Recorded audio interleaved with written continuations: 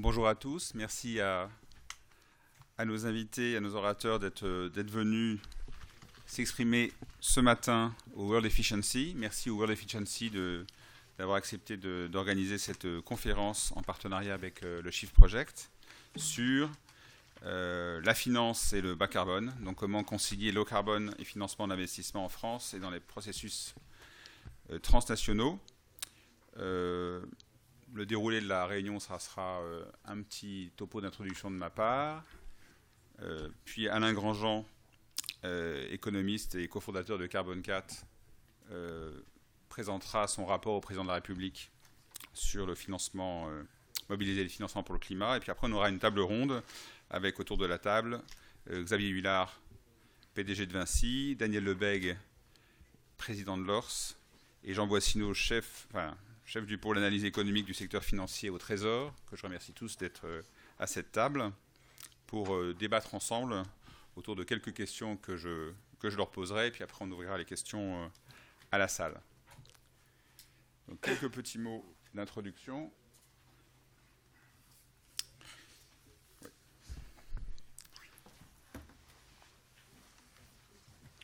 C'est un peu délicat, je ne vois pas le retour. C'est difficile.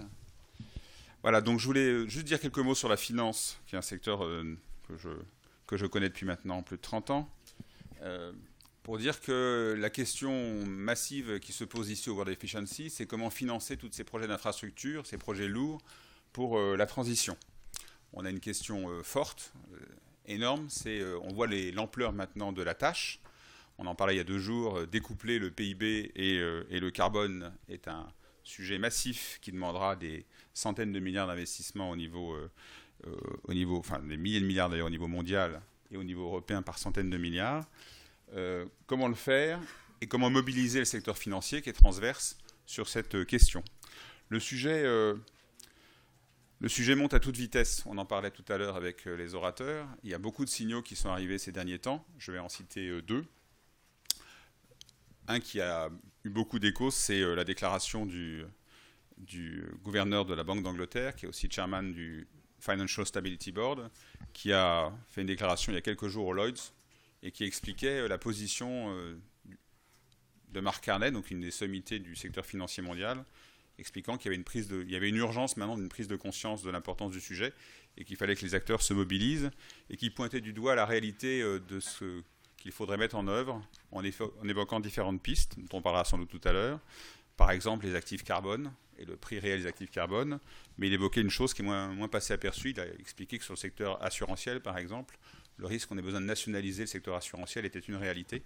Donc il a dit beaucoup de choses, et d'ailleurs il y a eu des échos énormes derrière, qui ont été repris dans la presse financière. Beaucoup de gens sont montés au créneau pour le critiquer sur ses prises de position. En tout cas, les choses bougent énormément. On peut dire aussi qu'en Europe, quand vous voyez le débat sur le plan Juncker, donc les 300 milliards et plus d'investissements en Europe, la thématique transition énergétique et climatique est une thématique énorme qui est souvent mise comme première thématique de ce plan Juncker, qui est un signal aussi fort, et en disant, voilà, la finance publique et la finance privée peuvent se mobiliser pour accompagner cette transition. Je voulais quand même évoquer un sujet qui est cher, qui est qu'on se retrouve dans une situation paradoxale. Donc si vous avez lu l'intitulé de la conférence, on a une situation qui est très étonnante. Et j'aime bien le mettre sur ce petit graphique qui représente depuis 30 ans deux taux. Le taux en bleu est très connu, hein, c'est le taux de CO2 dans l'atmosphère. Donc c'est le principal sujet de la décarbonation, comment infléchir cette courbe qui ne cesse de monter. Et non seulement comment l'infléchir, mais la faire décroître un jour. Donc pour l'instant, on est dans une tendance qui est extrêmement claire. Vous savez qu'on est à 400 ppm, donc cette tendance de fond, elle est indéniable, et c'est le grand défi qu'on va avoir à la COP21, comment enfin l'infléchir, puis après la faire décroître.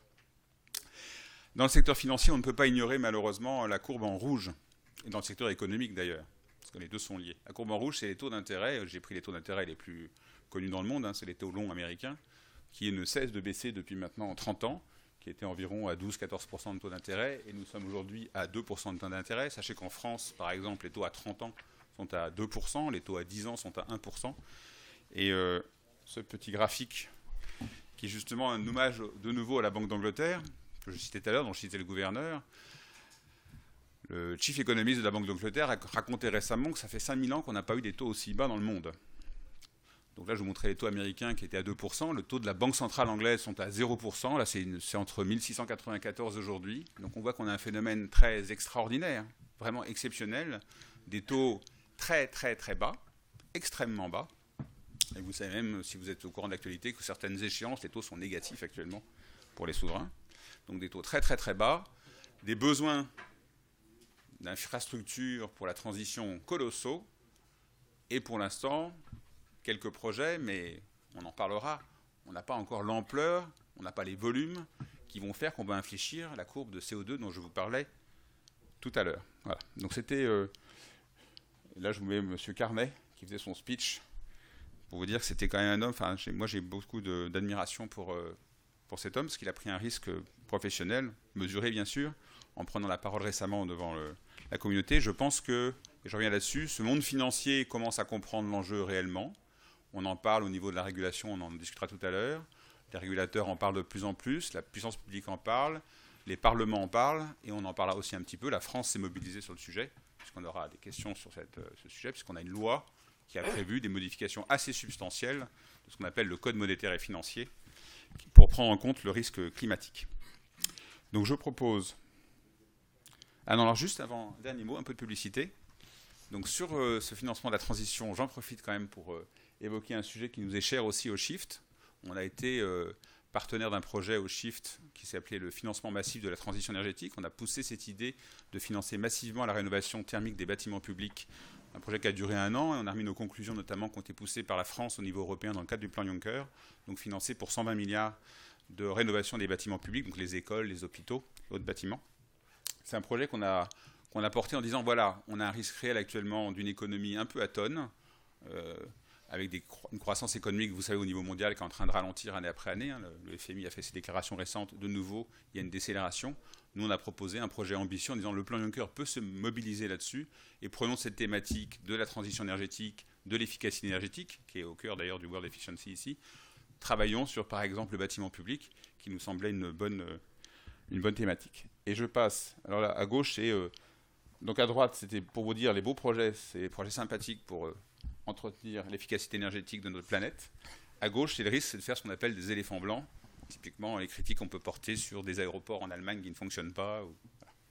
Voilà, je passe la parole à Alain Grandjean qui va vous donner un aperçu de ses conclusions en un quart d'heure au président de la République. Je casse tout. Merci beaucoup d'être venu. Donc ce rapport, il est ici, il est en ligne sur le site de l'Élysée. Je pense qu'il est aussi sur le site de TSP. Je vais résumer le résumé du rapport. Hein. Donc, je ne vais pas rentrer dans tous les détails. Il y avait deux grands sujets à aborder. C'est bon là ? Il y a 2 grands sujets à aborder qui sont dans le cadre de la préparation de la COP21. Il y a un sujet financement qui se décompose en 2. Un sujet autour des 100 milliards de dollars qui ont été promis par les pays du Nord, entre guillemets, aux pays du Sud, entre guillemets. Ceux-ci devront être livrés à partir de 2020, qui est un sujet de négociation internationale un peu compliqué, dans lequel je ne vais pas rentrer ce matin, et pour lequel on a fait un certain nombre de propositions. Pour être très concret, la seule qui a eu un effet très opérationnel dans la vraie vie, c'est le rapprochement envisagé entre l'Agence française de développement et la Caisse des dépôts et concessions. Donc je ne dis pas qu'on est la cause de ce rapprochement, mais en tout cas on a mis une petite goutte sur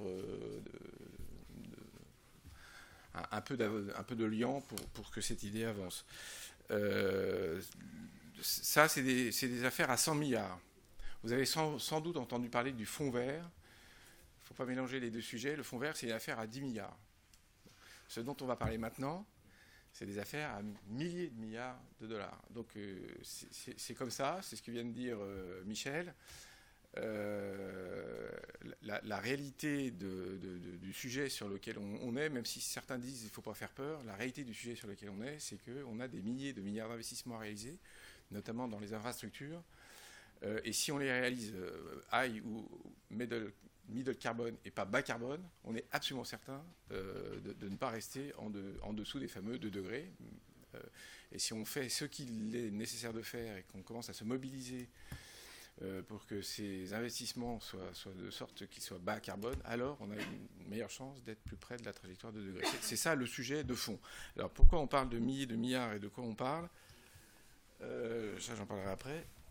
Parce qu'on s'est appuyé, nous, sur un travail. Donc, là, je présente le bouquin, je fais la pub. Vous avez tous entendu parler de Nicolas Stern. Le rapport qu'il a fait en 2006 était un rapport un peu décisif sur le thème attention. Le coût de l'inaction sera probablement beaucoup plus élevé que le coût de l'action. Donc, le gros message de l'époque de Stern, c'était de dire ne comparons pas un business as usual qui serait sans problème avec les investissements qu'on doit faire pour éviter les problèmes. Il faut comparer une trajectoire avec beaucoup de problèmes, qui va nous coûter très cher, à une trajectoire où on investit aujourd'hui pour éviter ces problèmes-là. Donc ça, c'était le thème Stern du coût de l'inaction versus le coût de l'action. Je pense qu'il a un peu fait bouger les lignes à l'époque en faisant ce travail-là, même si les économistes ont discuté énormément des hypothèses de ce travail. Dans le rapport avec Calderon, il envoie un autre message qui me paraît aussi extrêmement important, sur lequel nous on s'est appuyé dans le rapport, qui est de dire faire du bas carbone, c'est pas beaucoup plus cher que de faire comme normal. Et ça, on peut un peu plus le dire aujourd'hui, parce que, sans faire de la publicité à nos industriels, évidemment qu'il y a plein de travaux qui ont été faits depuis 10 ans, et évidemment que les grands acteurs savent aujourd'hui délivrer des solutions, des technologies, et ils le seront d'autant plus qu'on va dans cette direction, savent délivrer des solutions compétitives qui sont climato-compatibles, climato-friendly, à co-bénéfice climat, enfin il y a plein de vocabulaire. Et c'est parce qu'on sait maintenant que dans plein de secteurs d'activité, dont je ne détaillerai pas les uns et les autres, qu'on sait qu'on est capable de faire des solutions, qu'on est capable de dire nos milliers de milliards de dollars, il est possible de les migrer et de faire en sorte que l'économie se transforme progressivement. Donc c'est ça dont il est question, parce que pour arriver à faire ça, c'est plus un sujet technique maintenant, c'est un sujet de financement, c'est un sujet de mobilisation des équipes industrielles, de mobilisation des équipes financières. Donc nous, avec Pascal Canfin, on a essayé, dans un cadre qui était assez sympa, donc ça, c'était une mission qui a été pilotée par Laurence Boone directement, donc, qui est la responsable économique de l'Élysée, et donc on n'a pas eu à passer par un dispositif administratif très compliqué. On a eu des coopérations très importantes avec Bercy, bien sûr, donc là on est très content d'avoir fait ça, mais on n'était pas dans un rapport administratif. Et le deuxième point, c'est qu'il se trouve qu'on a fait ça à toute vitesse, mais on a eu le temps quand même de rencontrer, d'échanger avec beaucoup de personnes assez compétentes au niveau international, et on s'est rendu compte du coup que la France n'est pas un pays qui est exotique, en avance, avec des gens qui seraient tout un coup des religieux du climat versus un monde compliqué, etc. Non, en fait, au niveau international, il y a énormément d'avancées sur ce sujet-là, il y a énormément de réflexions, et la France est un pays parmi d'autres. Simplement, aujourd'hui, la présidence de la COP21 permet de faire avancer un certain nombre de dossiers. On s'est demandé quels étaient les petits catalyseurs qu'il fallait qu'on mette dans un système pour faire bouger les lignes. On est sur un sujet énorme, donc a priori on est écrasé par la taille du sujet. Nous on a été très pragmatique avec Pascal Canfin et on s'est dit comment faire bouger les lignes. Le grand raisonnement, et c'est à peu près le seul message que j'essaie de faire passer ce matin, c'est celui-là. C'est de dire il va falloir, pour que l'économie mondiale migre vers une économie bas carbone, que ce sujet-là concerne l'ensemble des acteurs de pilotage et de financement de l'économie. Et donc il va falloir déghettoiser, décloisonner le sujet climat, qui ne soit pas, alors dans les entreprises, un sujet de spécialistes développement durable, au gouvernement, un sujet de spécialistes du ministre en charge, au G20 que ça n'existe pas du tout, et qu'au FMI ça n'existe pas non plus. Donc c'est ça notre idée. Hein. Et pour caricaturer beaucoup, on est assez préoccupé du fait que les négociations internationales dans les conventions climat depuis 20 ans se font souvent sans la communauté financière présente. Ce qui est un peu baroque, puisque le sujet majeur, c'est quand même de mobiliser le pognon. Donc on se dit, cette année, là, c'est en train de bouger. Et il faut encore accélérer le mouvement. Alors pourquoi c'est en train de bouger ? Parce que Michel l'a dit, Macarney est un exemple parmi d'autres. AXA est un exemple parmi d'autres, où il y a eu des grandes déclarations qui ont été faites. L'année dernière, à Washington, Ban Ki-moon a réuni toute une série de personnes et ça a généré, d'acteurs financiers, ça a généré toute une série de prises de parole avec des engagements dont on pourrait dire ça n'engage que ceux qui y croient. En réalité, non. On voit vraiment un mouvement dans cette communauté, je pense que Daniel en parlera plus en détail, qui se produit. Alors je prends juste un exemple pour que vous compreniez la petite roue qui est là. Je ne sais pas si j'ai un pointeur. Non, on ne peut pas pointer. Hein. Qui est ici, là. Tu me dis quand j'ai une 5 minutes. Hein. Le Conseil de stabilité financière, vous voyez, qui est ici, là. Ça, c'est une instance, là aussi, c'est une instance de discussion de la régulation mondiale de la finance qui a été mise en place suite au choc de 2008-2009. Dans le cadre du déroulement de la mission, on a un peu insisté pour que le sujet climat rentre dans le sujet du Conseil de stabilité financière, qui dépend lui-même du G20.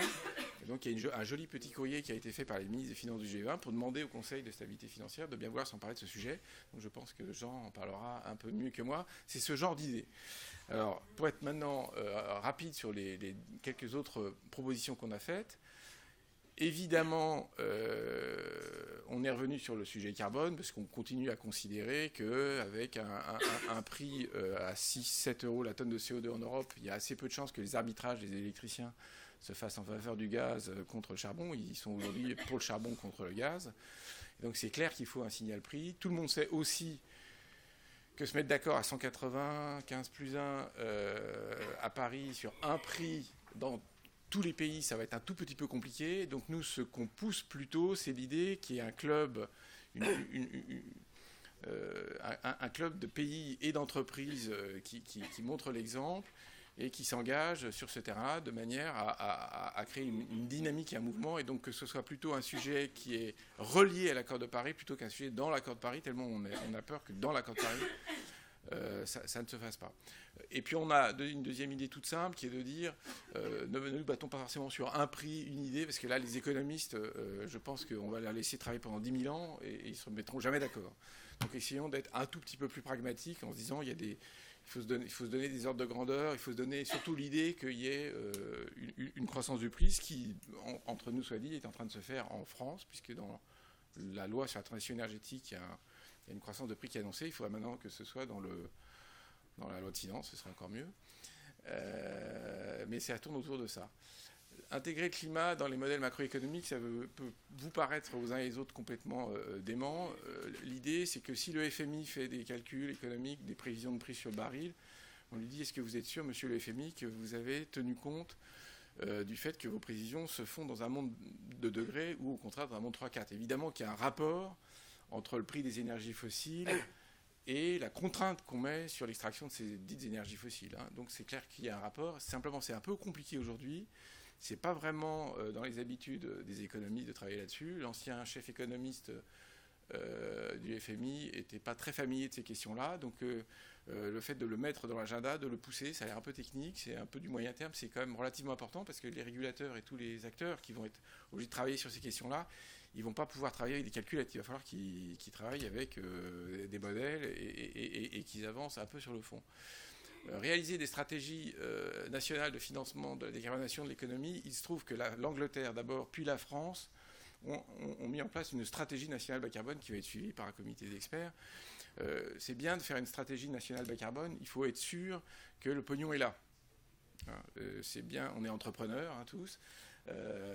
Quand on fait une stratégie de développement, on essaye d'avoir un plan de financement, sinon on peut raconter un peu n'importe quoi, c'est assez facile, je crains.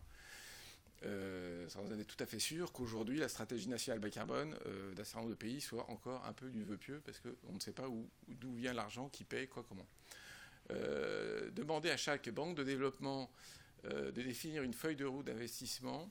Alors ça, c'est un tout petit peu technique, mais c'est quand même très important. Dans le cadre de négociations à Paris, il y a quand même un énorme sujet, et dans les milliers de milliards de dollars dont on parle, il y a quand même un énorme sujet qui s'appelle le financement des projets d'infrastructure dans les pays émergents ou dans les pays du Sud. Une partie de ces projets sont financés par des banques de développement du Nord ou du Sud, toujours tout ça avec des guillemets, bien sûr. Hein. Et il est relativement important que ces grandes banques de développement, qui sont souvent des leaders dans les financements de projets, et où les banques privées sont plutôt suiveurs des méthodologies imposées par les grandes banques, c'est assez important que ces grandes banques montrent l'exemple, montrent la voie et nous disent comment elles vont évoluer. Il se trouve, c'est un peu de la technique, que l'Agence française du développement, qui est la banque de développement française, est assez compétente sur ces sujets de comment je sais que mon financement, il est à co-bénéfice climat ou est-ce qu'il n'est pas à co-bénéfice climat. Je n'ai pas insisté en début de ma présentation sur le fait que nous, on ne se pose pas de questions dans le rapport qu'enfin Grandjean sur la question de savoir ce qui est vert ou pas vert, parce que ça nous semble être un sujet traité, par ailleurs. Là, en l'occurrence, c'est un sujet qui avance bien. Et du coup, sachant mieux ce qui est à co-bénéfice climat, on est capable de faire une feuille de route, s'engager sur des pourcentages. Par exemple, l'AFD nous dit 50% de mes financements sont à co-bénéfice climat. La Banque mondiale doit être aux environs de 20 pour prendre des ordres de grandeur. Chacun de ces acteurs est capable de nous dire comment ils peuvent avancer pour que leur financement soit de ce genre. Deuxièmement, ça permettra, dans une feuille de route de ce genre, de savoir s'il y a besoin de capitaux complémentaires ou pas, sachant que vous ne savez sans doute pas, parce que c'est très technique, que du côté de ces grandes banques de développement, le sujet de la capitalisation est un sujet toujours extrêmement compliqué. Pour augmenter le capital appelé ou pas appelé de la Banque mondiale, c'est des négociations qui durent des années. Donc ça veut dire il est important que ces acteurs financiers se projettent dans l'avenir, mais dans un avenir qui n'est pas le business as usual, dans un avenir dans lequel la contrainte climat et la contrainte carbone existent. C'était ça l'idée. Utiliser de manière plus intensive au sein des banques de développement un fort effet de levier. Alors c'est encore un poil plus technique. L'idée est relativement simple, c'est que si on veut mobiliser du financement privé, il ne suffit pas tout à fait de le dire. Il ne suffit pas tout à fait de le dire, parce que le financement privé n'est pas une caisse de solidarité. C'est simple.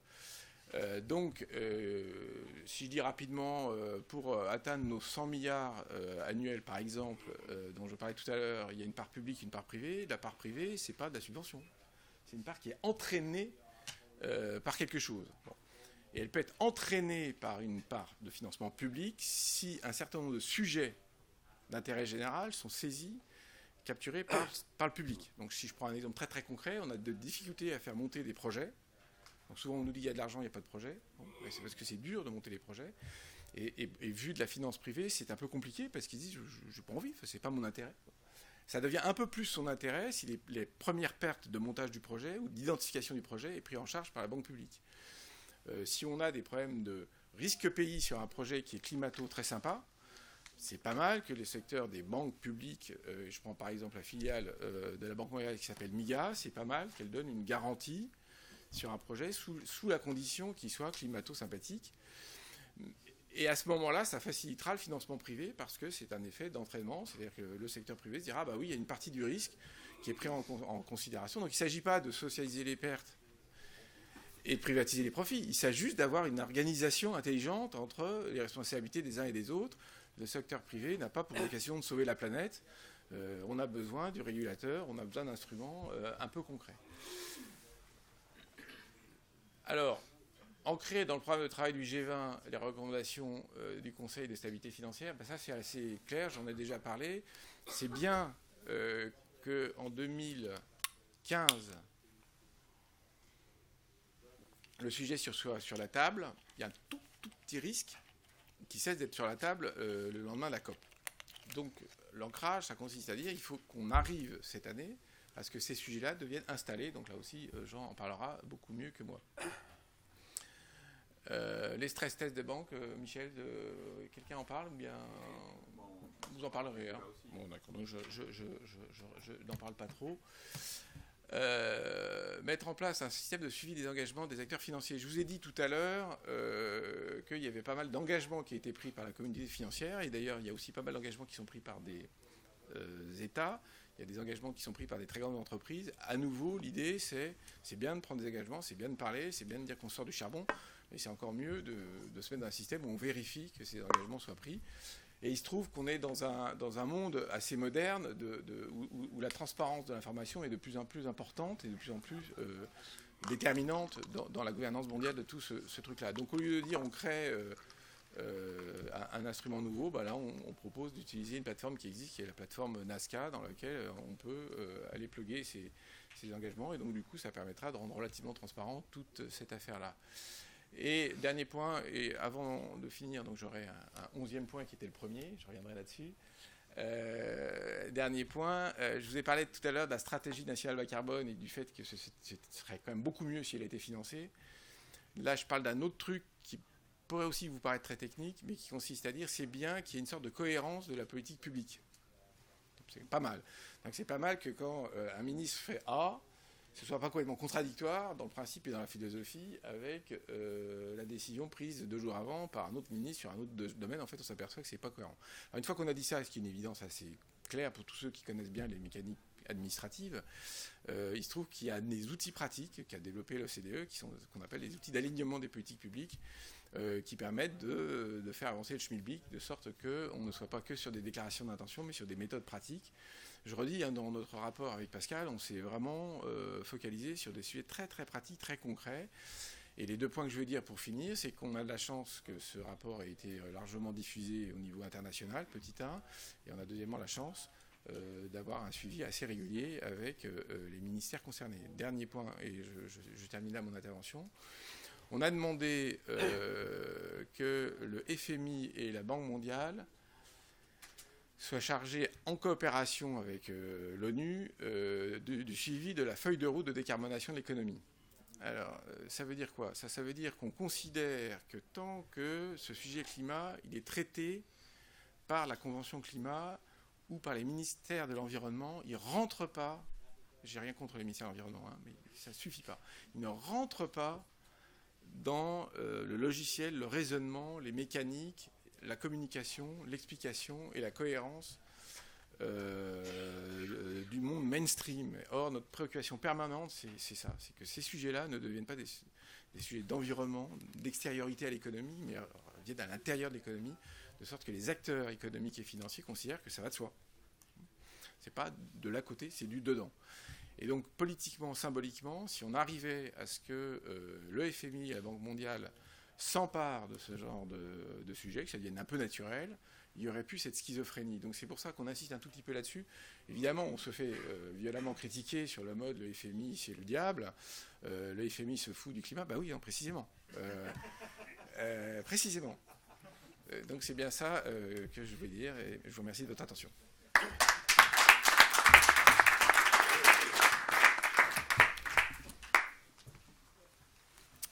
Je vais apporter un témoignage pour corroborer ce qu'a dit Alain. Moi qui ai le plaisir et la chance de lire la production de la Banque des règlements internationaux, de l'OCDE, du FMI. Très souvent, je fais souvent un contrôle F climat. Alors là, ça donne à peu près tout le temps 0. Donc, je fais un contrôle F énergie. Et là, c'est quand même surprenant parce que même le mot énergie, parfois, ou le mot pétrole, est très souvent absent de beaucoup de sujets. On pourrait faire des statistiques. Là, je pense que le big data, on pourrait faire du big data sur les productions du FMI, du FSB. Par exemple, si on regarde la régulation bancaire et financière, pour ne parler que d'elle, des 2 grandes régulations, Solvabilité 2 et BAL 3, ces mots-là sont quasiment totalement absents. Pour d'autres raisons qu'on peut comprendre, mais qui, à la fin, posent problème. Je propose qu'on commence la table ronde par quelques questions pour chacun des intervenants. Sentez-vous libre d'intervenir, bien sûr, à tout moment. Et puis après, on fera un débat avec la salle. Et je proposerai qu'on commence par vous, Xavier Huillard, pour nous parler, vous, en tant que très, très grande entreprise. Donc, on espère un acteur qui va nous décarboner ou qui va participer activement à cette décarbonation, à cette ambition énorme qu'on a à l'échelle, alors pas que de la France, puisque vous êtes international, vous pouvez parler de la France, de l'Europe, du monde, que vous nous disiez quel enjeu ça représente pour un groupe comme Vinci, qui est un géant. C'est quoi cette transition énergétique et climatique ? Qu'est-ce que ça peut vouloir dire pour vous ? C'est quoi les secteurs parce qu'on n'a pas parlé trop des secteurs, mais en fait, il y a quand même des déclinaisons sectorielles très très fortes sur ce sujet-là. Et puis, comment vous voyez actuellement, en termes de dimension, ces ambitions pour, encore une fois, pour la France, pour l'Union européenne, on ne va pas faire abstraction de l'Union européenne, pour l'international, et puis comment les choses ont changé aussi. Enfin, première question, comment ça a changé dans le temps, parce que là, on parle de la finance qui a quand même beaucoup évolué, hein, je peux vous dire, dans le secteur financier, Daniel en reparlera aussi, quand on est dedans, on se dit que là, il se passe des choses. J'ai la même crainte qu'Alain, que ça s'arrête un petit peu, mais je ne pense pas. Je pense qu'on a enclenché les choses. Du côté industriel, comment vous voyez les choses, vous? Est-ce qu'il y a des grosses évolutions l'espace de 5, 10, 15 ans sur ces sujets-là? Merci. Donc moi, vous avez compris, je suis ni un économiste, ni un financier, ni un expert climat. J'ai d'ailleurs pas tout compris ce qu'a dit Alain tout à l'heure, mais on en reparlera. Moi, je suis le patron d'un groupe qui essaye de trouver son équilibre dans le mouvement. C'est un groupe effectivement assez significatif. On est 185 000, on est présent dans 100 pays, on fait 40 milliards d'euros de chiffre d'affaires. On a une particularité, c'est qu'on est, depuis notre origine, il y a 120 ans, sur des activités de temps long. On a le sens du temps. Les activités de temps long, chez nous, c'est des activités de concession. Et ça donne une culture d'intégration du temps. Et je crois que c'est un des points extrêmement importants dans ces réflexions, dans ces nécessités d'action sur le climat. Ce qui est clair dans un groupe comme celui-là, ça marche le micro là, j'ai pas le sentiment. Ouais. C'est que notre job, mon job, c'est de plus en plus d'être un intégrateur de préoccupations, de questionnements, de contraintes en provenance d'un nombre croissant de parties prenantes. Traditionnellement, lorsque j'étais à l'école, on parlait des parties prenantes comme étant essentiellement, exclusivement les salariés, les clients, les fournisseurs. Aujourd'hui, il faut intégrer les ONG, les maires des collectivités dans lesquelles nous travaillons ou dans lesquelles nos collaborateurs travaillent. Et donc, il y a une irruption dans nos préoccupations au quotidien, dans nos projets, d'un nombre croissant de parties prenantes. Et il s'agit pour des groupes sociaux comme un groupe de 185 000 personnes de trouver, si on ne veut pas devenir schizophrène, un équilibre entre ces différents questionnements. Cet équilibre, il ne peut se trouver que dans le mouvement. Et le mouvement, il ne peut être initié que dans le projet. Et donc ça veut dire que la première chose à faire dans un groupe comme Vinci, c'est d'élaborer un projet. Évidemment, pas seulement un projet sous ses dimensions business et ses dimensions économiques, parce que ça ne suffirait pas, mais également et de plus en plus sous ses dimensions, en gros, sociale, sociétale, humaine, environnementale. Tout ça simplement pour dire que la préoccupation climat, la préoccupation environnementale, en réalité, elle est totalement intégrée dans un groupe comme le nôtre. Christian Caille, qui est réputé être celui qui s'occupe de cela au niveau de Vinci, il a une équipe de moins de 10 personnes, j'espère, Christian. Et heureusement, et oui, non mais ça c'est ma joke habituelle, c'est que l'intelligence, elle est partout. Mes 185 000 collaborateurs, ils sont tous intelligents. Et donc, il faut non pas hypertrophier les sièges avec des soi-disant spécialistes, mais faire en sorte que les préoccupations soient diffusées de façon à être intégrées dans l'action au quotidien de nos collaborateurs de terrain, parce que, étant proches des sujets, ils sont mieux à même d'en donner des réponses qui soient efficaces. Donc tout ça pour dire que la préoccupation environnementale, la préoccupation empreinte carbone, elle est en réalité totalement intégrée dans nos démarches, pas depuis très longtemps, je vous le concède. Ça a fait beaucoup de progrès depuis une dizaine d'années, même probablement depuis 5 ans, et probablement encore plus depuis quelques mois, parce que COP21 et parce que prise de conscience de la part de chacun de l'urgence de la situation. J'ai le souvenir de Fabius qui disait il y a quelques mois, nous sommes la première génération à avoir pris conscience de notre impact potentiellement désastreux sur la planète et la dernière génération à être capable de faire quelque chose pour éviter que ça n'arrive. Bon, tout ça c'est complètement intégré. Alors comment c'est intégré dans des boîtes comme les nôtres? C'est intégré par le fait que nous nous préoccupons de notre propre empreinte carbone. Ça fait des années qu'on fait un bilan carbone sur l'ensemble du groupe. C'est pas simple, et avec des objectifs de progrès sur ces sujets. Et surtout, je dirais, toutes nos activités, tous nos projets, tous nos efforts d'ingénierie, nos développements d'offres sont faits à travers cette grille de l'environnement et de l'empreinte carbone. Je peux vous en citer des tonnes, ce serait totalement fastidieux, mais notamment chez Vinci Énergie, toutes les offres de Vinci Énergie, c'est de l'ingénierie électrique, sont totalement imprégnées de cette nécessité de l'environnement et de l'empreinte carbone, simplement parce que c'est comme ça qu'ils arrivent à faire du business. Dans le monde industriel, aujourd'hui, on ne fait pas d'offres visant à augmenter les capacités de production de nos industriels français. Ça ne sert à rien, ils sont plutôt en sous-utilisation de leur capacité de production. En revanche, si on leur fait des offres spontanées, proactives, d'amélioration de leur process industriel au regard de la performance énergétique de ce process industriel, on gagne à tous les coups. Voilà. Et donc tout ça pour dire que contrairement à probablement ce qui se passe dans la sphère politique, chez nous c'est totalement intégré. Vous pouvez faire un sondage auprès des 185 000 collaborateurs du groupe. Ils auront tous cette préoccupation, empreinte carbone, environnementale, mais également sociale, parce qu'ils ont tous compris que ça fait partie de notre mission et de notre projet. Juste un petit mot quand même sur vos grands secteurs. Vous avez parlé de l'énergie. En plus, vous êtes très présent sur le sujet de la mobilité, qui est un sujet essentiel sur le sujet carbone, et très présent sur le bâtiment aussi, qui est un sujet souvent oublié. Oui, alors, je ne sais pas si j'aurai l'occasion de développer, mais le sujet du partenariat public-privé. Pour caricaturer un peu, lorsque vous êtes face à un projet, il y a deux sources de financement, du public et du privé. Il faut laisser au privé le soin de financer tout ce qu'ils sont capables de financer. Le privé, il a les caractéristiques évoquées par Alain tout à l'heure, c'est-à-dire qu'en gros, il raisonne avec un TRI. Il lui faut un retour. Ben oui, on ne va pas le changer, il est comme ça.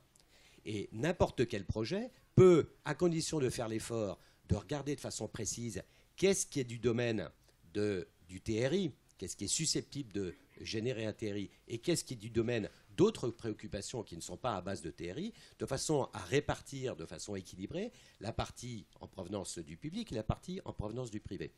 Je vous donne juste 3 exemples. Si vous montez une autoroute, pas forcément pour y faire circuler des voitures, on peut y faire circuler des bus électriques, on peut y faire circuler demain des véhicules électriques. Donc les autoroutes vont reprendre leur lettre de noblesse lorsque les véhicules seront moins polluants qu'ils ne le sont aujourd'hui.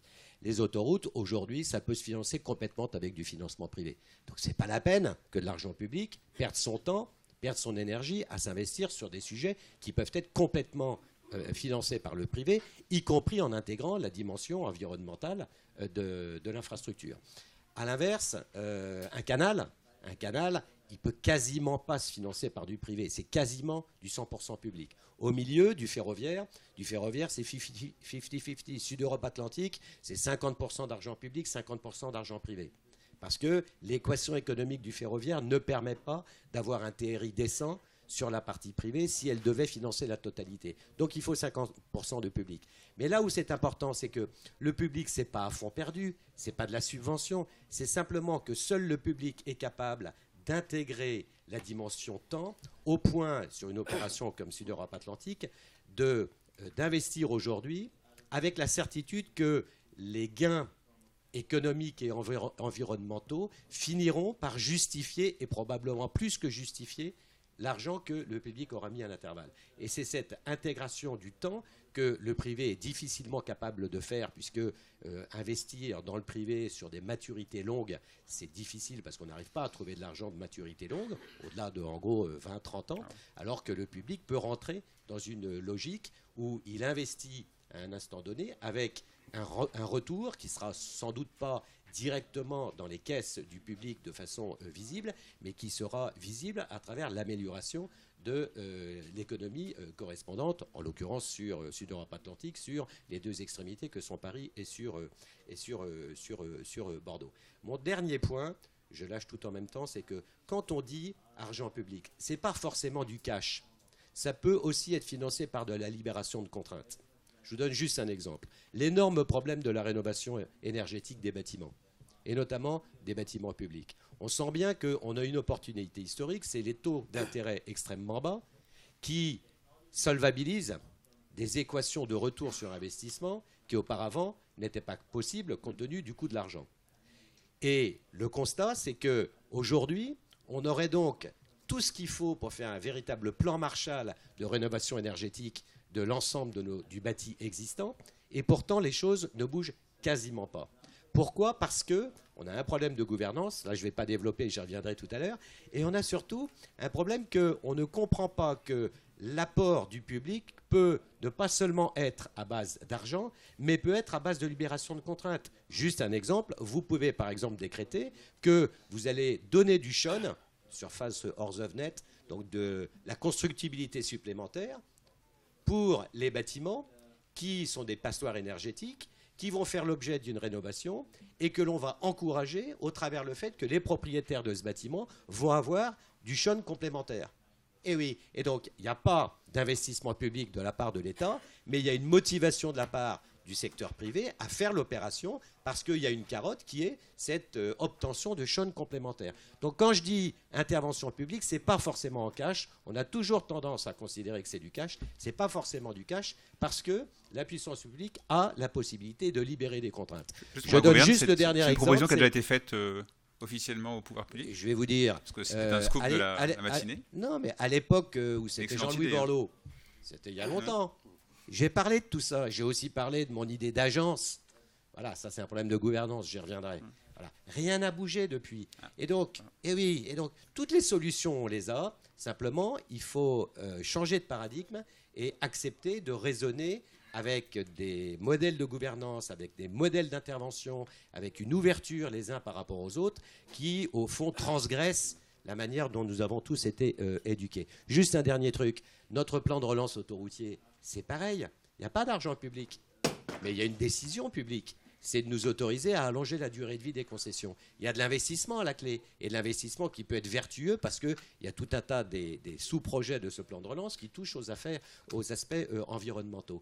Donc c'est de la libération de contraintes, à savoir le fait d'accepter un allongement de la durée de vie des concessions. Donc le public, il a oui la possibilité de mettre en place du capital patient pour amorcer des projets qui ne sont pas directement finançables par le privé, mais il a surtout la possibilité de les amorcer par de la libération de contraintes qui permettent de solvabiliser des projets. Une dernière question justement sur pour comment débloquer la situation. Alain l'a dit, il y a quand même beaucoup de projets dont on ne voit pas l'aboutissement.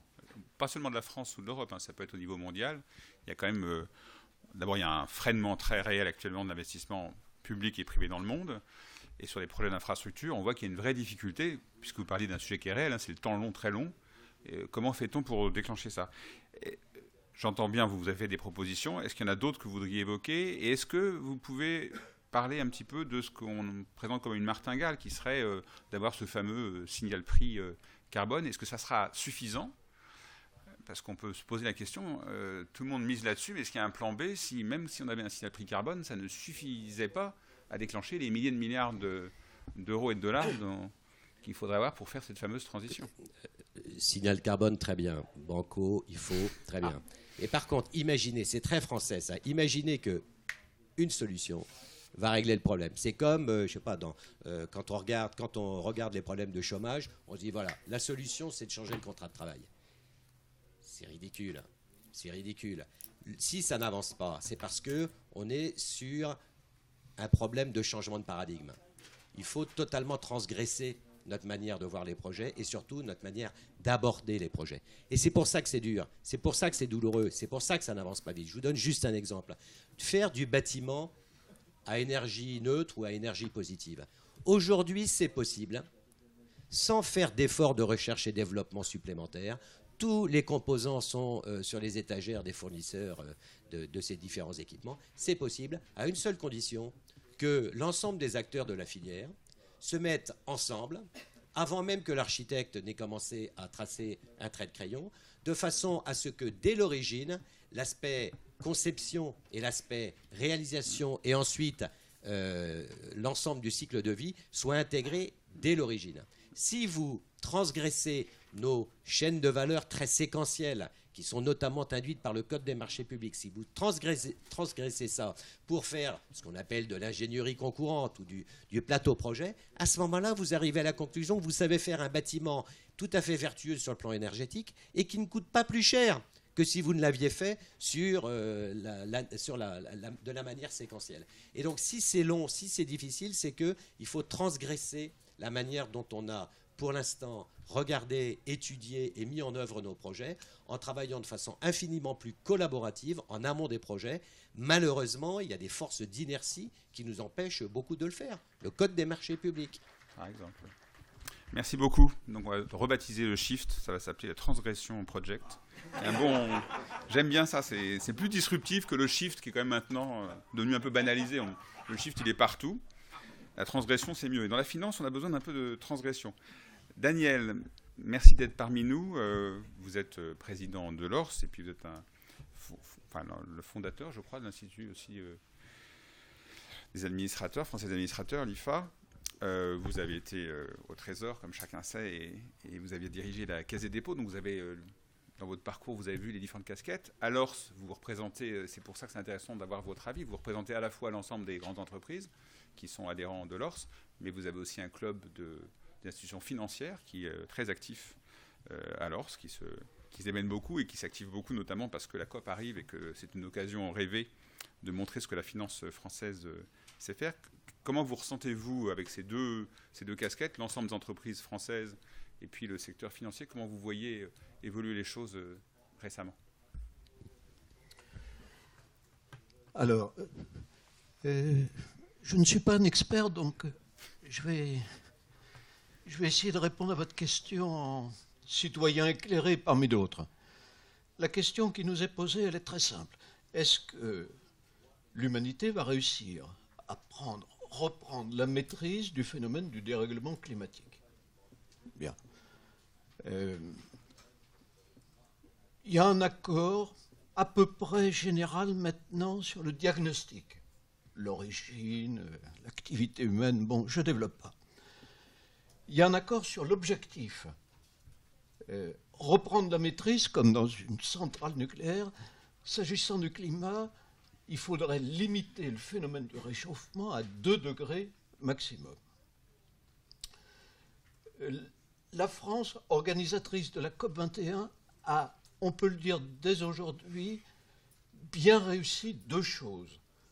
Premièrement, on ne réussira que si tous les acteurs sont ensemble et agissent de manière coordonnée et convergente.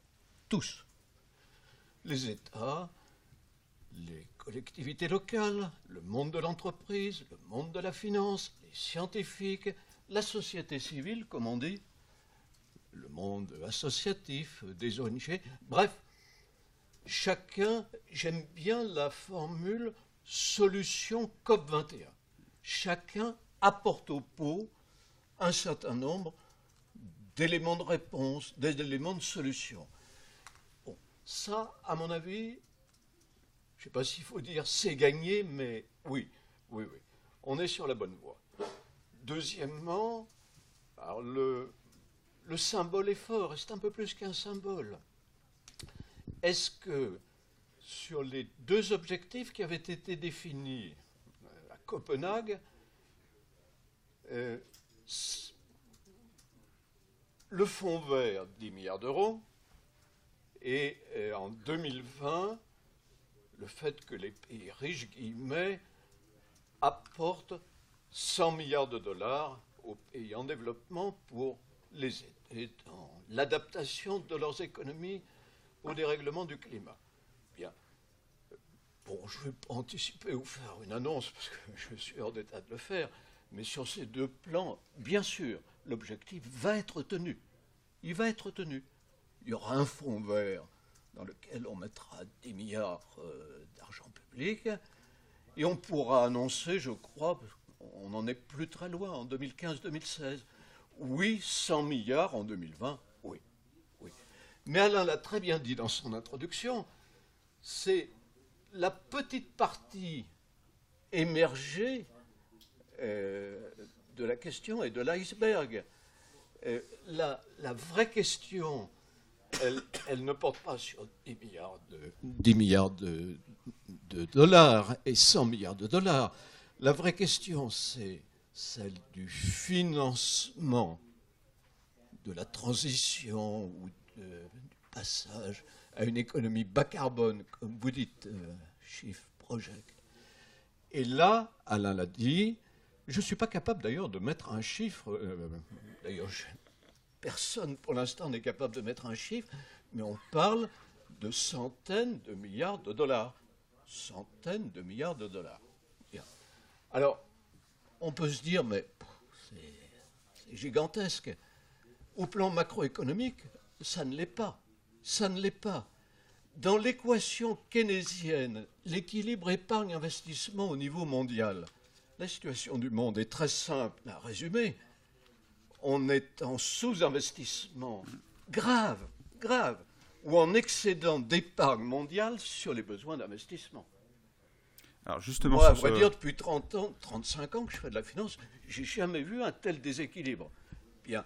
Donc la question est, comment va-t-on mobiliser et orienter, flécher cette capacité de financement qui est là, elle est énorme.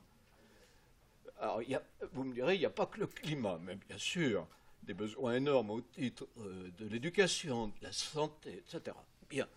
Enfin, le climat, en termes de besoins d'investissement, est un enjeu absolument énorme. Vous pouvez mettre votre micro. Oui. Alors, j'en arrive. Donc, la question du financement, à 5 semaines de la COP21, devient la question principale, la question essentielle.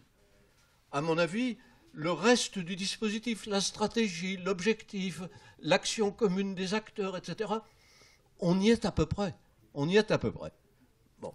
Alors, sur le financement, la bonne nouvelle, c'est que en France, en Europe et au niveau international, les acteurs financiers sont mis en mouvement. C'est impressionnant. Tous les jours, il y a une annonce.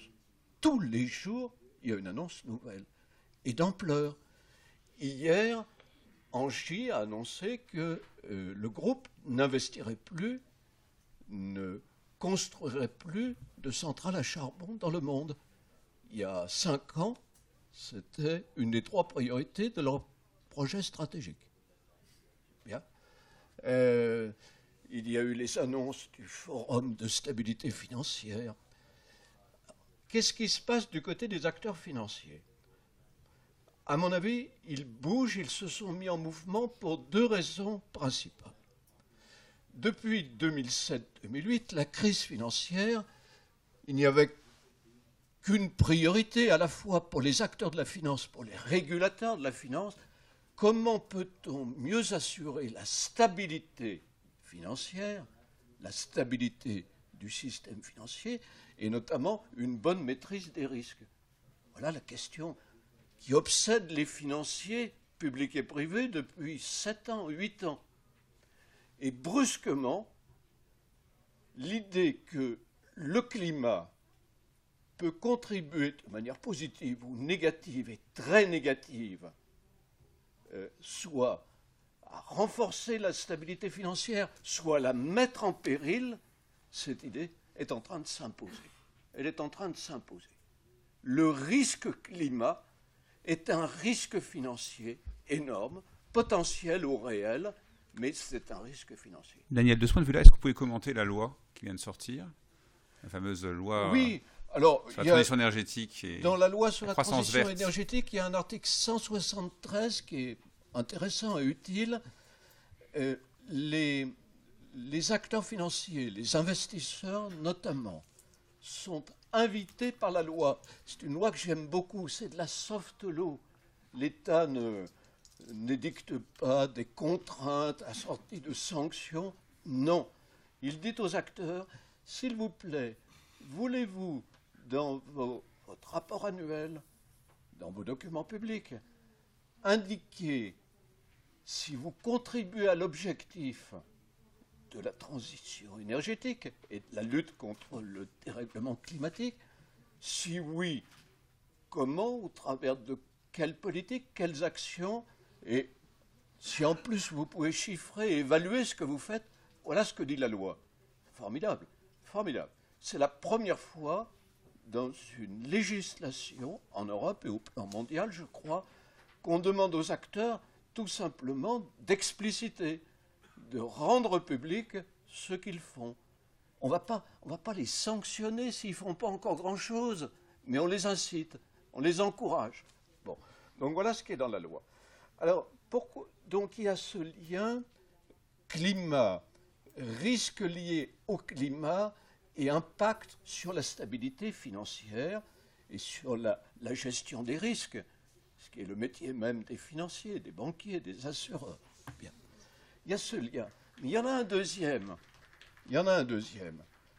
Les acteurs de la finance, bon, ils comprennent pourquoi on a fait ça. Mais franchement, depuis 7 ans, 8 ans, on passe son temps du côté des États, du côté des régulateurs, à leur taper sur la tête. Tous les jours, il y a des régulations nouvelles sur les banquiers, sur les assureurs, sur les gestionnaires d'actifs. Tous les jours. Alors, j'exagère un tout petit peu. Et des taxes.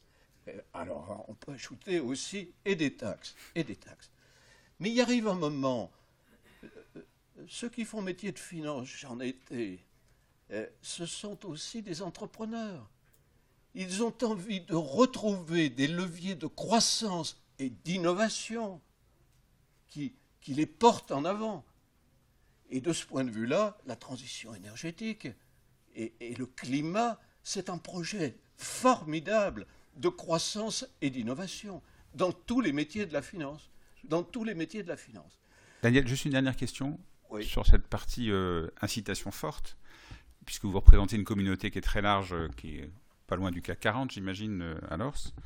On peut se dire que sur cette transition, vu l'ampleur du sujet, et on en a parlé tout à l'heure sur les stranded assets, il y aura des gagnants et il y aura des perdants. Alors on peut être angélique et penser qu'il n'y aura que des gagnants, et on peut le souhaiter, que le mouvement s'amplifie. Mais on sait qu'il y aura des entreprises qui n'ont pas un business model, soit qui ont un business model très très carboné et qui est difficile à décarboner, soit qui sont fondamentalement incompatibles avec la transition qu'on va vivre.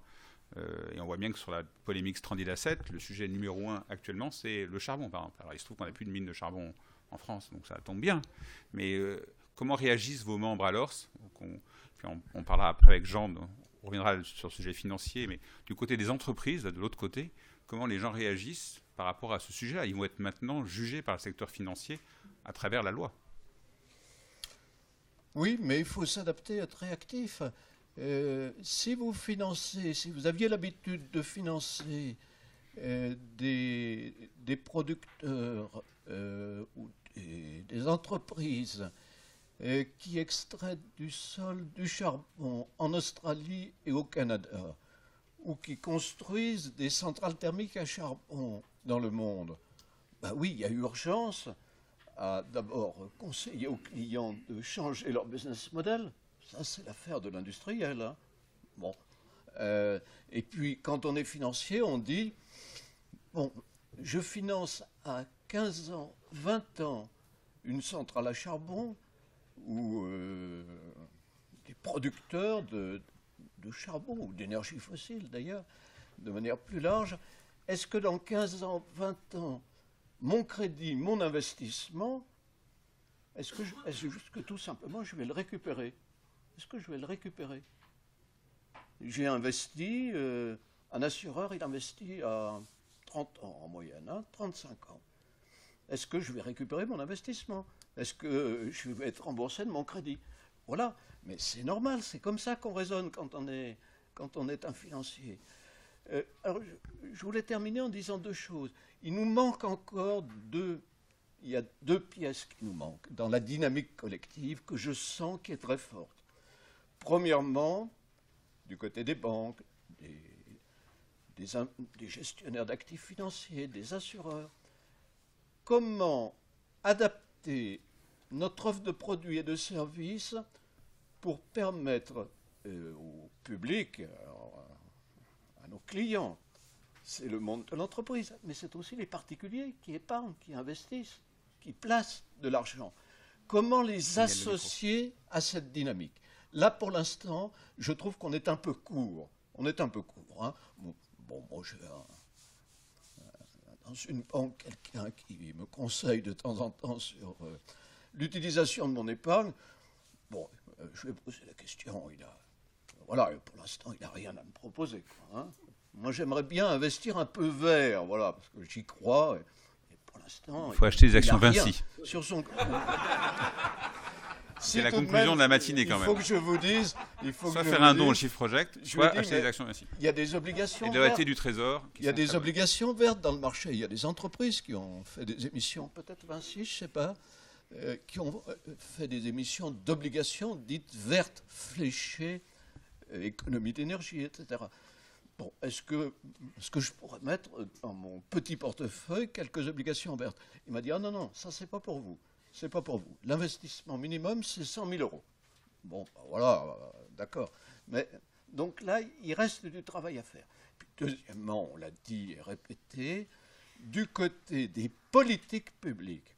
Alors, les politiques publiques, c'est la régulation, les normes, BAL 3, Solvency 2, qui pèsent sur les acteurs, à juste titre, les banques, les compagnies d'assurance. Bon, la régulation. Mais il n'y a pas que la régulation. La politique monétaire. Est-ce que ça n'aurait pas du sens que dans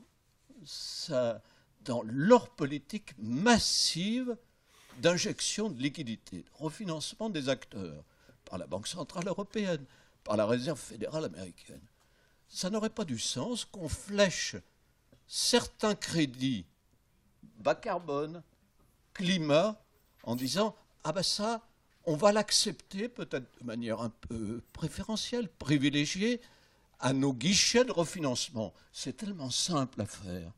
La BCE le fait, elle a raison de le faire pour les crédits aux PME. Mais essayons de décliner le même principe dans le domaine des crédits ou des investissements bas carbone. Et puis, dernier point, je n'y reviens pas, évidemment, la fiscalité. Hein.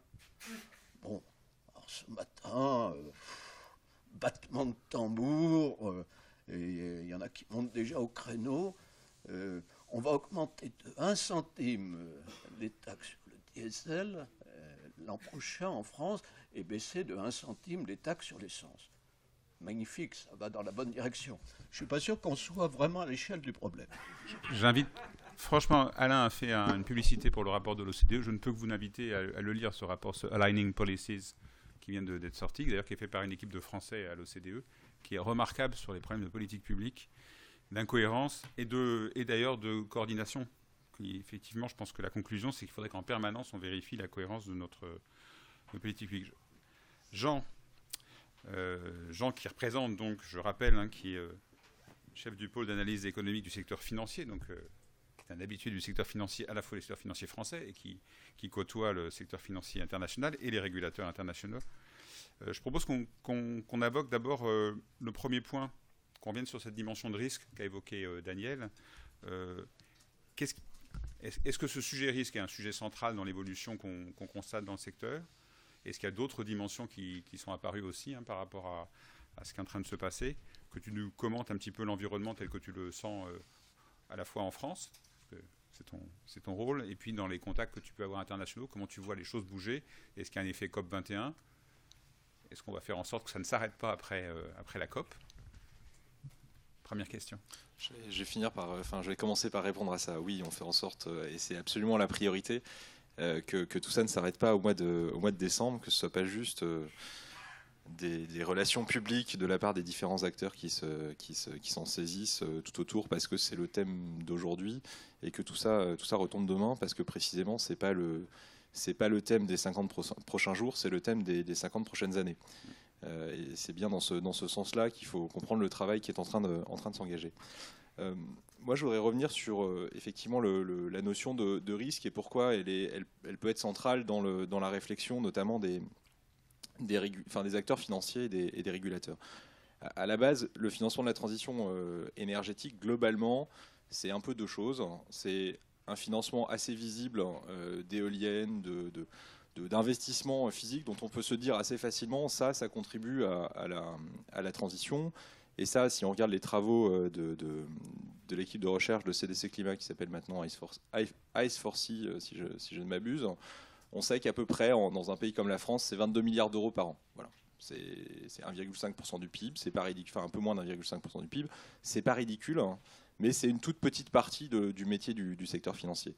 En fait, le changement climatique, c'est probablement un enjeu qui est beaucoup, beaucoup plus large, parce que ce n'est pas uniquement mettre en place des capacités de production d'énergie décarbonée, c'est aussi s'assurer que l'ensemble des acteurs économiques et l'ensemble des acteurs financiers qui les financent a bien compris le monde vers lequel on se dirige, si possible, fasse des choses qui soient compatibles avec le fait de rester sous la limite des 2 degrés, et dans tous les cas, commencer à anticiper les conséquences qui se manifesteront nécessairement, même si on reste sous la limite des 2 degrés. Et donc ça, c'est un travail qui n'est pas seulement le travail spécialisé du banquier ou de l'asset manager qui fait de l'infrastructure énergétique. C'est beaucoup, beaucoup plus large, et ça peut concerner le type qui prête à quelqu'un dans le secteur, quelqu'un qui a un besoin, par exemple, assez important dans son activité de production, un besoin d'eau assez important.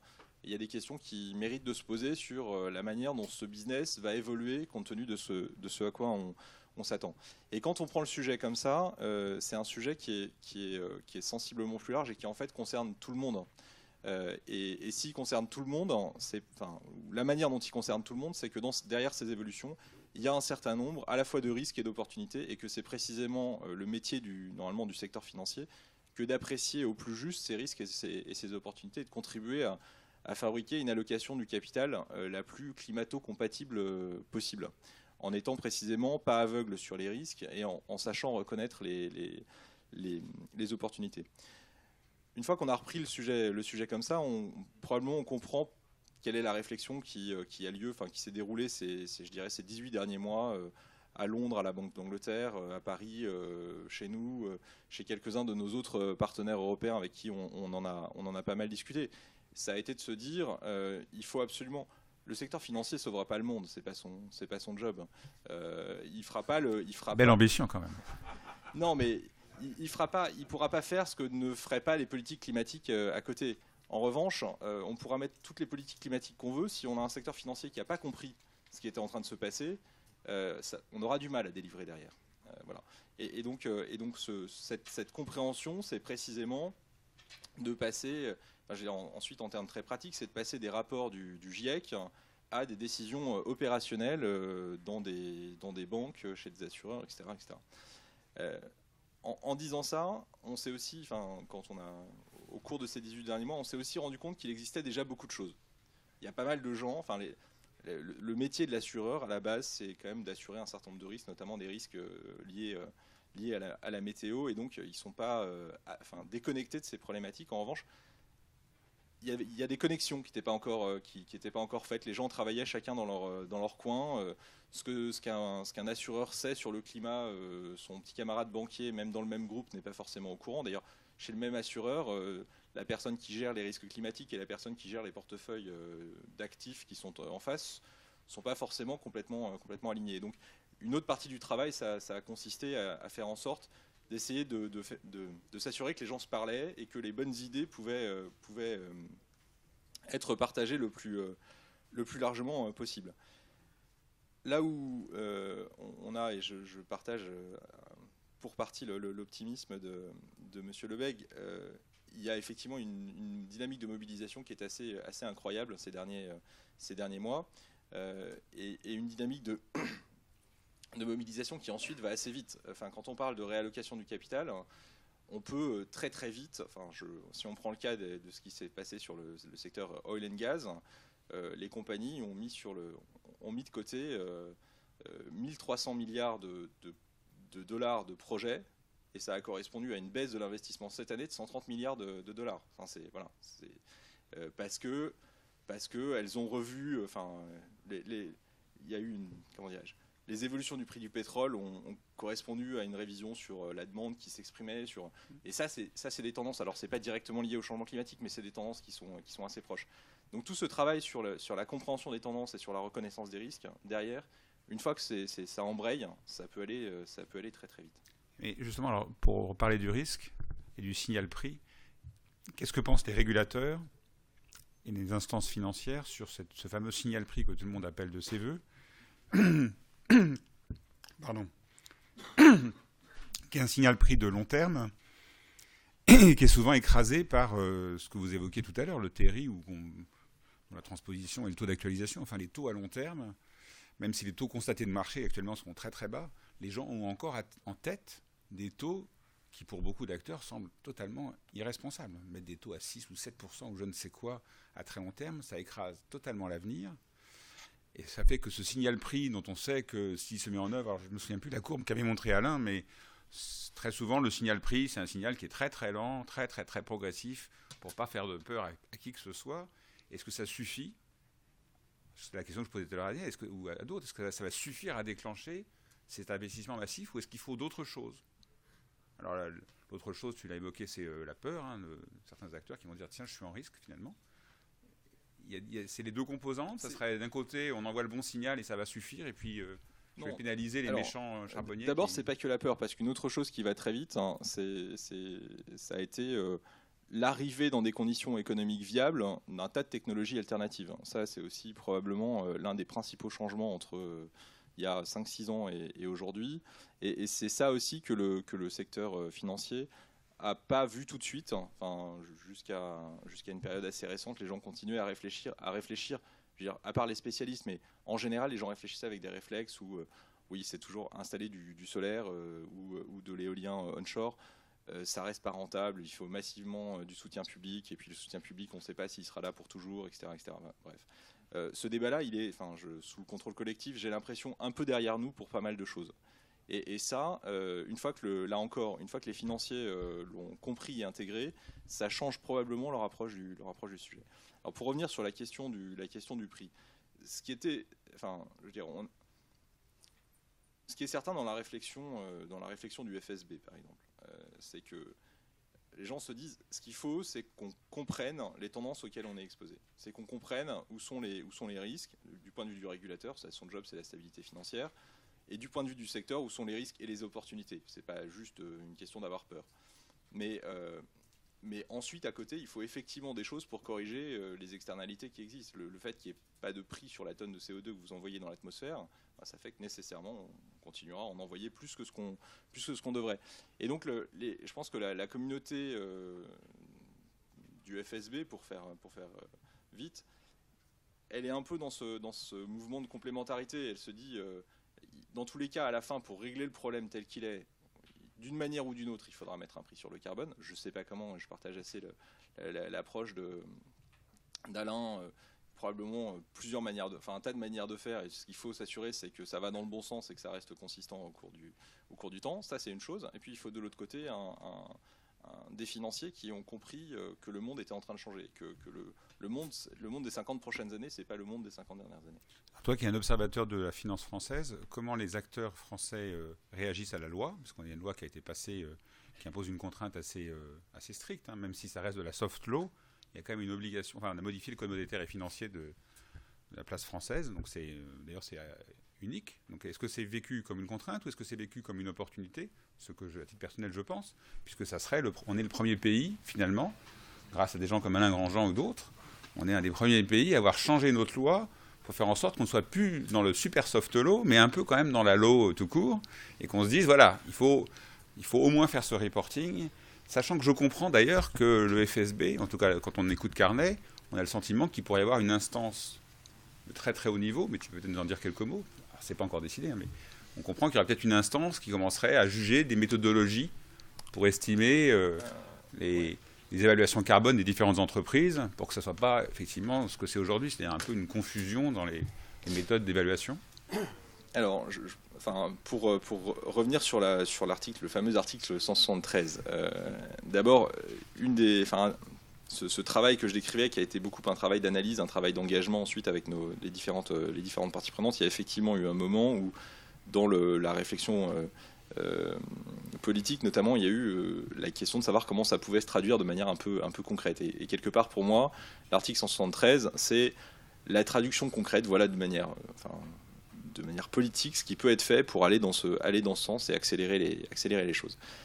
Je voudrais revenir sur le fait que l'article 173, c'est 4 dispositions en fait. C'est pas juste celle dont tout le monde parle, qui touche les investisseurs institutionnels. C'est 4 dispositions qui sont complémentaires. Il y en a 2 qui concernent l'ensemble de toutes les entreprises et qui leur demandent d'une part d'avoir une appréciation des risques financiers auxquels ils sont, une traduction financière des risques auxquels ils sont exposés au travers des évolutions climatiques. Donc ça, c'est par exemple Coca-Cola qui, je prenais la question tout à l'heure de la disponibilité de la ressource en eau. Voilà, si l'eau devient beaucoup moins disponible aujourd'hui. Qu'est-ce que ça veut dire pour Coca-Cola? Et donc on demande aux entreprises d'avoir une appréciation de la manière de l'impact financier de ces expositions. Deuxième disposition qui concerne pratiquement tout le monde là encore, c'est d'avoir une compréhension de leur exposition au risque carbone, pas seulement pour parler, j'ai honte de parler de Scope 1 et de Scope 2 ici devant un public bien plus sachant que moi, mais en gros d'avoir une approche de cette exposition au risque carbone qui n'est pas seulement centrée sur son propre processus de production, mais de bien avoir intégré qu'il se passait des choses avant du côté des fournisseurs et que la demande pour les produits qu'on fabrique, elle peut être impactée par ces évolutions.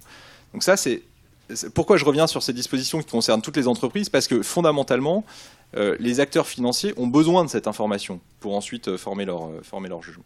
Et ensuite, on a deux dispositions qui concernent davantage le secteur financier. Une première disposition qui touche au développement de méthodologies d'appréciation des risques et de stress testing dans le secteur bancaire pour comprendre comment les risques climatiques se diffusent au sein du secteur. Et puis, ce fameux article, cette fameuse disposition sur les investisseurs institutionnels, qui est nouvelle sans être tout à fait nouvelle, parce qu'en fait, ce qu'on a fait, c'est étendre aux investisseurs institutionnels une disposition qui existait déjà pour les asset managers, qui leur demandait de rendre compte de la manière dont ils intégraient des critères environnementaux, sociaux et de gouvernance dans leur politique de gestion.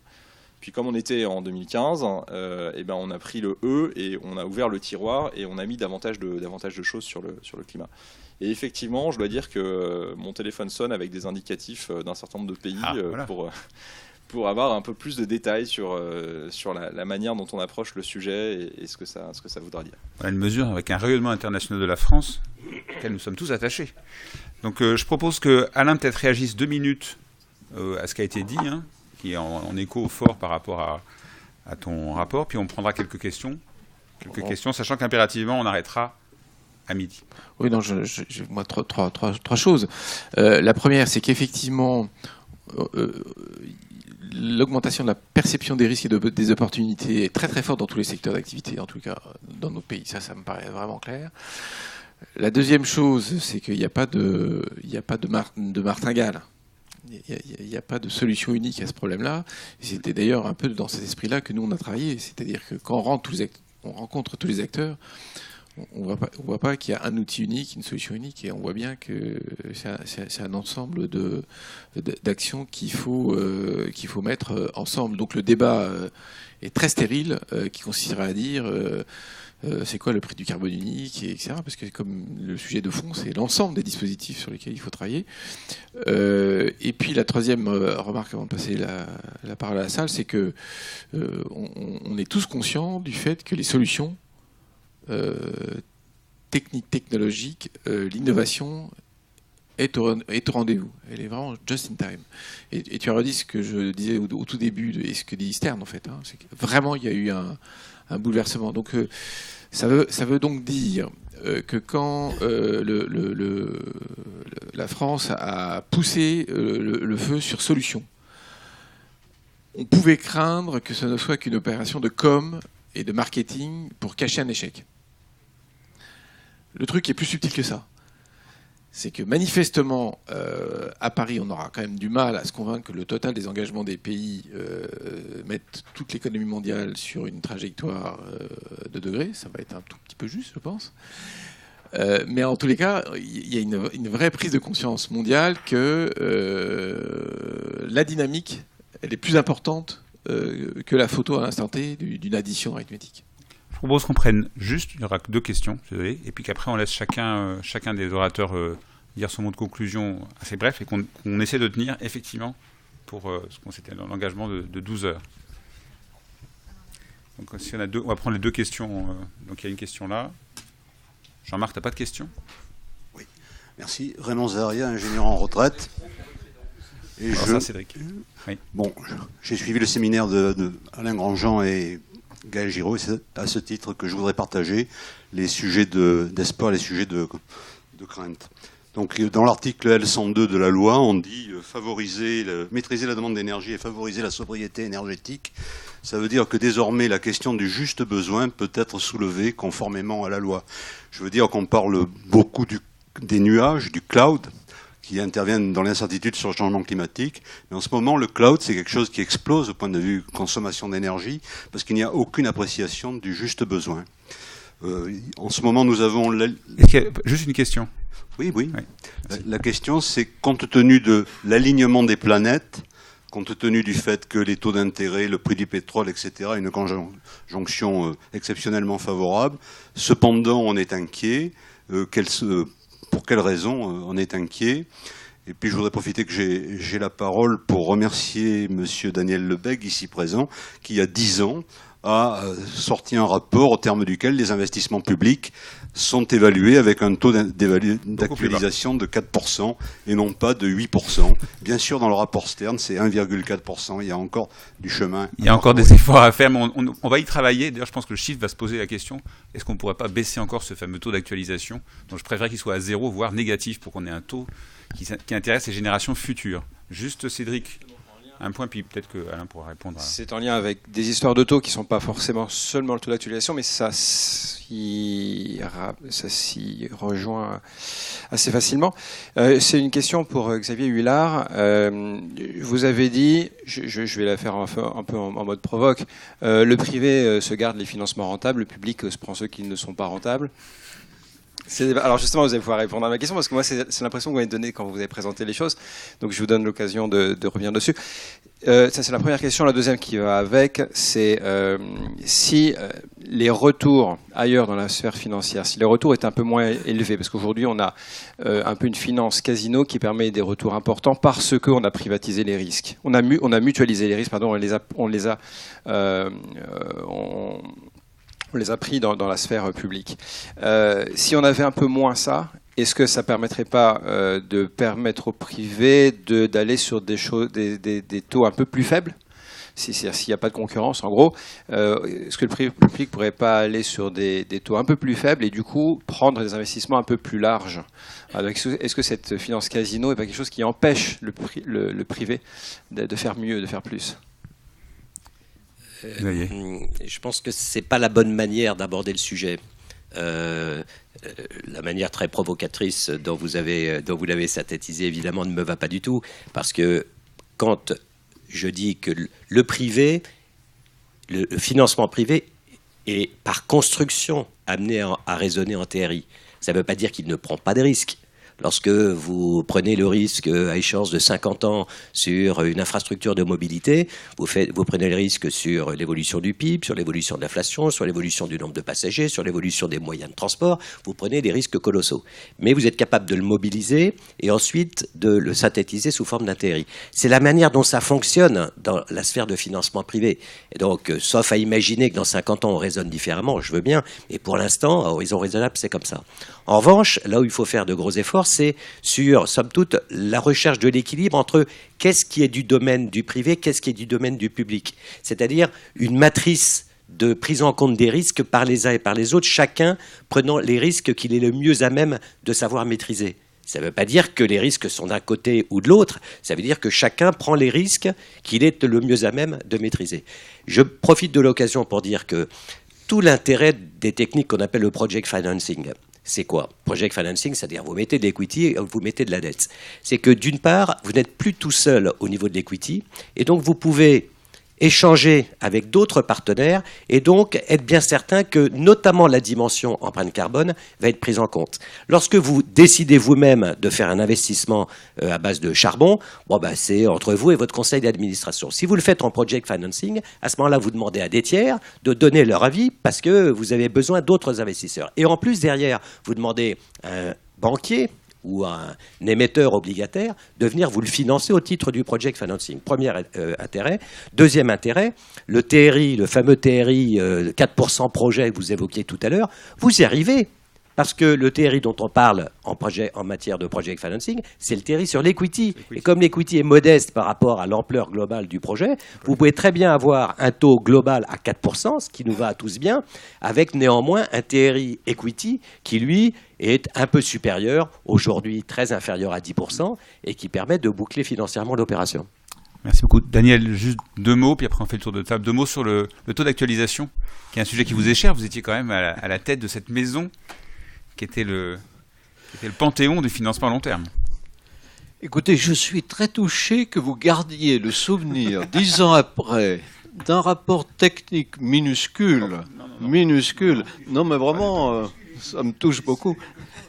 Oui. Oui. Peut-être pas la taxe carbone qu'il faut, mais on a ça. Non, vous avez raison. Et si on remonte, alors c'est davantage notre génération, monsieur, la vôtre et la mienne, mais l'importance qu'on donnait à cette question du taux d'actualisation des hommes comme Paul Delouvrier ou François Bloch-Lenné, et l'utilisation qu'ils en ont fait dans les 30 Glorieuses, pour initier un programme formidable de modernisation de la France. Voilà. Donc, oui, ce sujet existe. Mais je reprends ce que disait Xavier à côté de moi. Il n'y a pas une réponse. Le prix du carbone, oui, mais il faut jouer sur toute la palette. J'allais dire, il faut faire flèche de tout bois. En termes d'outils de financement, il y en a qui existent, il y en a d'autres qui sont à imaginer, à développer. Bon, je vais peut-être terminer par là, parce que ça va vous surprendre. Dans le discours pas des climato-sceptiques, mais certains aux États-Unis, notamment parmi les républicains américains, ils nous disaient depuis des années, oui, bien sûr, il y a un problème, mais l'homme a la capacité d'inventer les technologies, les réponses. Eh bien, ils avaient raison. Ils avaient raison. Ils n'ont pas raison sur la partie diagnostique lorsqu'ils nient ou contestent le phénomène du réchauffement climatique. Là, ils ont tort. Mais dire, on va trouver les solutions au travers des nouvelles technologies et des nouveaux outils de financement. Aujourd'hui, moi je dis oui. Et très souvent, dans le monde associatif, le monde des ONG, qui est un peu le mien aujourd'hui, je leur dis, mais attendez, l'aide publique au développement, bien sûr, on en a besoin, mais franchement, c'est une petite partie de la réponse, et une partie très minoritaire de la réponse. Je propose qu'on fasse juste un mot de la conclusion assez rapide, là, chacun, 30 secondes chacun, pour dire, parce qu'il y a des impératifs, peut-être on va commencer. On va commencer par... Vas-y, Jean. Peut-être vu de mon côté, ça fait un certain temps qu'on a préparé, qu'on travaille à la présidence de cette COP qui va commencer maintenant dans vraiment quelques jours. Et je pense que ce qui a vraiment radicalement changé de notre point de vue, c'est qu'à Copenhague, tel qu'on l'a compris, on avait un secteur financier et un certain nombre d'acteurs autour qui attendaient qu'il se passe quelque chose et ils verraient après s'ils en feraient quelque chose. À Paris, on a maintenant un certain nombre d'acteurs, et notamment des acteurs financiers, qui essaient d'expliquer aux négociateurs qu'ils ont besoin qu'il se passe quelque chose à Paris. Et je mettrai un petit bémol sur le comment dirais-je, le pronostic d'Alain. Je pense que l'enjeu de Paris, c'est de crédibiliser la trajectoire vers les 2 degrés. Peut-être qu'on n'y sera pas tout à fait à Paris, mais peut-être qu'on aura les institutions en sortant de Paris qui permettent d'y arriver. Et de ce point de vue-là, qui aurait parié qu'à quelques jours de la COP, on aurait 85% des émissions de CO2 couvertes par des INDC, enfin par les intentions, les déclarations d'intention des pays pour réduire leurs émissions. Il y a encore quelques semaines, je crois que c'est quand même ça augure du meilleur. Daniel, quelques mots? Non, j'ai déjà fait ma conclusion. Je vais laisser mon temps de parole à Xavier Ulia. Non, mais merci. Moi, rien de bien nouveau. Moi, je suis frappé de constater une accélération assez extraordinaire dans la prise de conscience sur l'ampleur des changements à opérer, sur la nécessité de raisonner différemment. On est tous en réalité très enthousiastes sur les opportunités que cela va nous générer dans le futur. Donc il y a une vraie énergie qui est en train de se mettre en place parce qu'elle est tirée par ce sentiment qu'il s'agit bel et bien d'opportunités. Mon sentiment, et je voudrais revenir sur ce que je disais à l'origine, au début de cette table ronde, c'est-à-dire que moi j'ai le sentiment que tout est sur la table. Les technologies sont là, bien sûr qu'elles peuvent s'améliorer, bien sûr qu'il faut faire des efforts de R&D pour en développer d'autres, mais on a déjà à peu près tout ce qu'il faut en termes de technologie. On a des ressources financières qui sont totalement accessibles. Ce qui nous manque, et c'est pour ça que c'est compliqué, c'est de raisonner différemment et d'accepter de transgresser les manières habituelles de regarder ces différents sujets, avec comme mot d'ordre général de travailler ensemble. Alain ? Juste un mot, j'ai beaucoup aimé que Daniel Lebègue évoque la politique monétaire. C'est un sujet que j'aurais pas osé évoquer parce que c'est un sujet qui était très compliqué dans le cadre de notre rapport. Et je vais croiser ça avec la transgression. Et j'aimerais bien, et je vais travailler avec tous ceux qui ont envie, sur la question de comment transgresser la politique monétaire européenne, de sorte qu'elle prenne en considération la proposition de Daniel Lebègue. Merci aux orateurs, merci pour cette belle conférence. Je propose qu'on les applaudisse tous. Alors vous avez... Bon, il y a d'autres conférences, mais je ne sais pas comment... Non, c'est pas là. Ah si. Il y a d'autres conférences qui sont dans le cadre du oui. Vous êtes conviés par le oui et par le shift. Notamment cet après-midi, il y a une belle conférence sur l'énergie. Bonne journée.